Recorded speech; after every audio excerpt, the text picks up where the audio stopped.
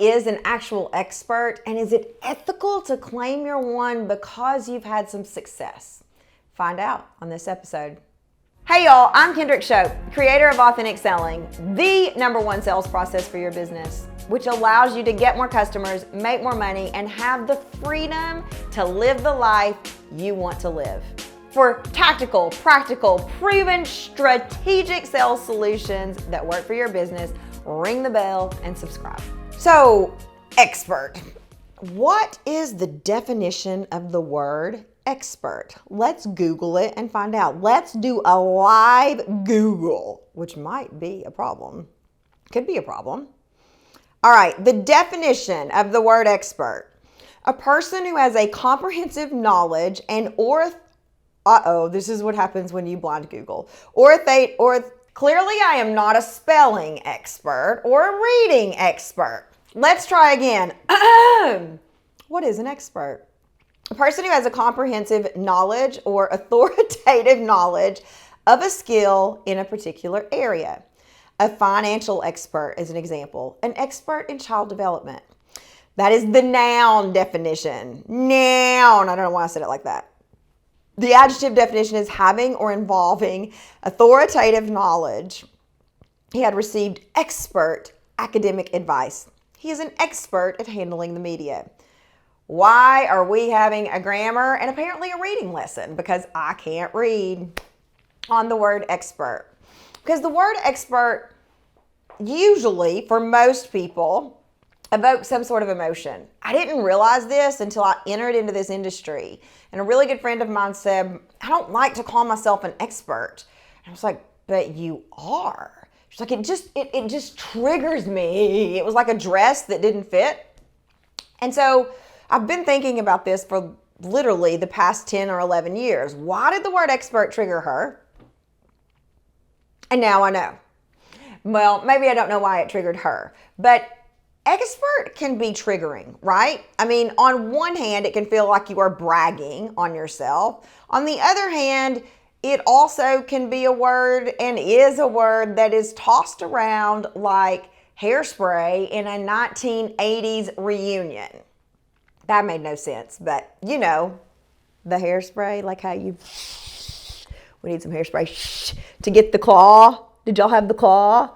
Please tell me you've had the claw and you know what I'm talking about. Okay, so expert is a word that's tossed around in our industry a lot. I'm rambling, which is a good sign that I'm nervous. So in full disclosure, I'm a little bit nervous to talk about this. I joke all the time, but I mean it, that I am not an expert at many things. I am not an expert at driving. I'm not an expert at math. I'm not an expert at cooking. I love University of Tennessee athletics. Love it.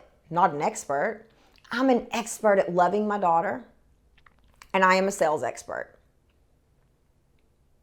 And I have 20 plus years of sales experience.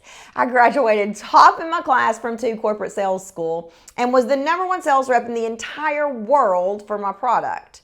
That's why I feel very comfortable saying I'm a sales expert. Not to mention I've been teaching selling to people for a decade on 5 continents. I'm a sales expert. The word expert can be dangerous.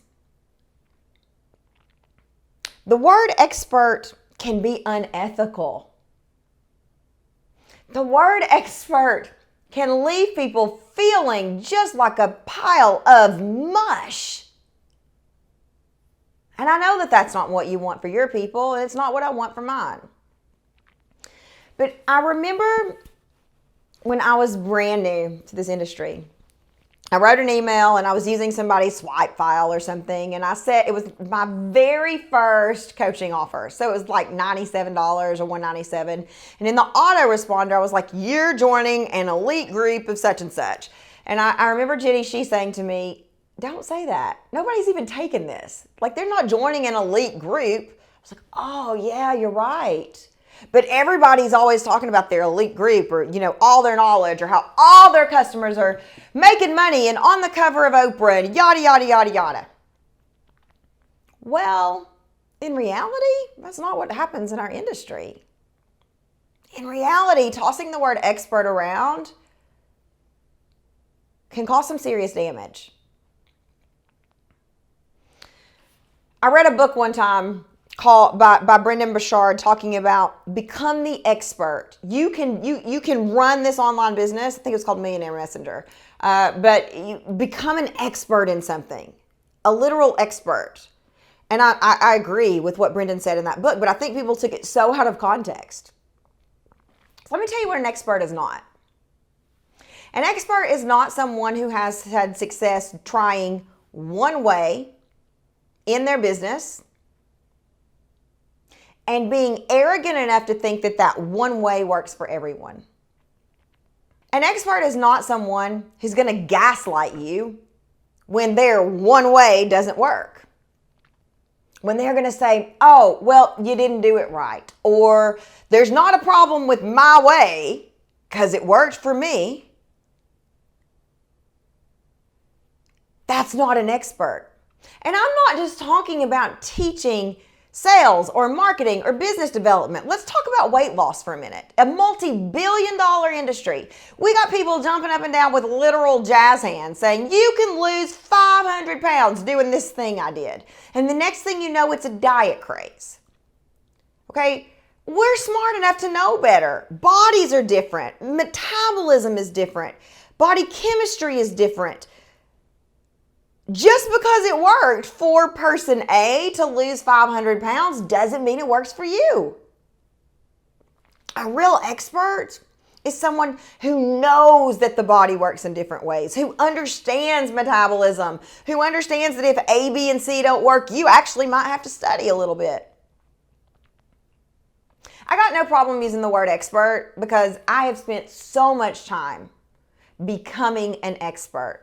I didn't go to bed and when I was 20 and say, oh, I'm dreaming of being a sales expert. And in 20 years, I'll feel comfortable calling myself an expert.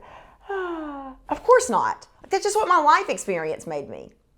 I'm an expert at being a mom. Does that mean I don't make mistakes?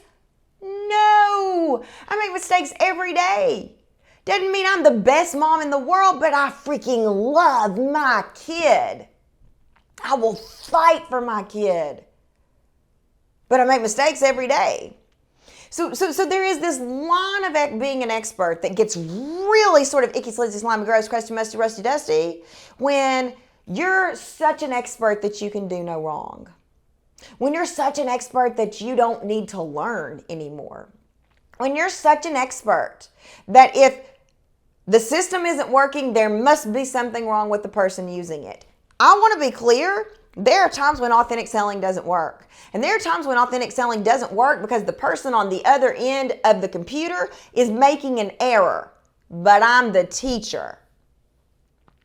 So if they're making an error, it's my job to help them course correct. Think about when whoever taught you how to drive. I did not, I'm not good at driving. I've always said that. But the first time I got in the car, true story, I begged my mom to let me drive. We lived in a tiny little town, wonderful town. And I'm driving, and I was 13, and I had a crush on a guy who was 18. 13, 18, I don't know, y'all. He was actually 17. He hadn't turned 18 yet. 13 years old. That's the age of my daughter. Like, this story makes me want to vomit. And I wanted to pass him driving so bad. Well, I was waving at everybody. My mom was like, okay, hit the brake. And I turned to my mom and I was like, where's the brake? She's like, oh my God, you're driving down the road waving at everybody past and you don't know where the freaking brake is? I was like, nobody taught me. I hadn't been allowed to get in a car. My parents were strict. I didn't know where the brake was. No. So my mom taught me where the freaking brake was. Right? What does this all mean about you? Well, okay, people may get in your formula and not know where the proverbial brake is. They may try steps 1, 2, 3, 4, 5, 6, 7, 8 and do it wrong. It's your job to help them course correct. And if they're doing it perfect, then it's your job to figure out why. Now, it's a contract. They've got a responsibility in that. If they don't do the work at all, zero, that's on them. If you buy a lawnmower and don't take it out of the garage and never turn it on and your grass grows up 6 feet tall, that's on you. But if you buy a lawnmower and you turn it on and you put gas in it and you follow the instructions to the best of your ability and it doesn't cut grass and your grass grows 6 feet tall, you're probably going to take it back to the lawnmower get in place. I don't know why in this industry we have made it so that it's hard to ask for help. I don't know why everybody, myself included, right? I came in talking about this elite group of people. Everybody comes in needing to be an expert. I know when I started, I knew a thing or two about selling. I've been selling for 10 years, and I would not have called myself a sales expert, certainly not selling online. I knew a thing or two about selling. It turns out I knew more than a thing or two. I knew more than most, but I wasn't ready to proclaim that I am a sales expert. And you don't need to be an expert to run a business. I want to be clear about that. You don't. That's okay. My very first customer said to me, this is mortifying. Am I your first customer? I wanted to crawl in a hole. I'd been a top performing sales rep for 3 Fortune 500 companies and wanted to crawl in a hole. And I remember taking a deep breath and saying, you are. But I guarantee you'll get results, or I'll coach you for free until you do. Because I made all kinds of mistakes. I think an expert should go beyond the definition of Google. I think an expert in our industry should be willing to admit that there's more than one way. I think the qualities of the experts that I want to hire should be willing to say, let me roll up my sleeves and help you figure out why this system isn't working. I think an expert should remove gaslighting from their mantra. I think an expert should remove blaming from their MO. If you want to be an expert, then be willing to meet people when and if it doesn't work. That's what an expert does. That's what a teacher does. This whole guru culture that we've created, it scares me a little bit. This whole guru culture of being afraid to ask for help. You spend $2,500, $4,000 on a class and you're afraid to ask for help because you don't want to piss off the guru. I get it. I understand. I'm not saying that you're doing anything wrong, but it's bad energy that we've created. I want to be clear, I love this industry. I mean, I am freaking filming for 3 days straight, which I love to do. I am teaching about a topic that I could talk about in my sleep and in a foreign language, probably. I love it. I'm not slamming our industry, but I am saying that we need to do better. We need to, if you're going to go out there and claim that you're an expert, then believe that you're an expert and be willing to meet people when it doesn't work. If you're going to go out there and claim that you've got some secret magic formula, then be ethical about it. And if 90% of your people are failing, you need to go back to the drawing board. It's not okay to make promises on a sales page as the expert that you have found the way. And then in your terms and conditions say, no guarantees. I've seen it.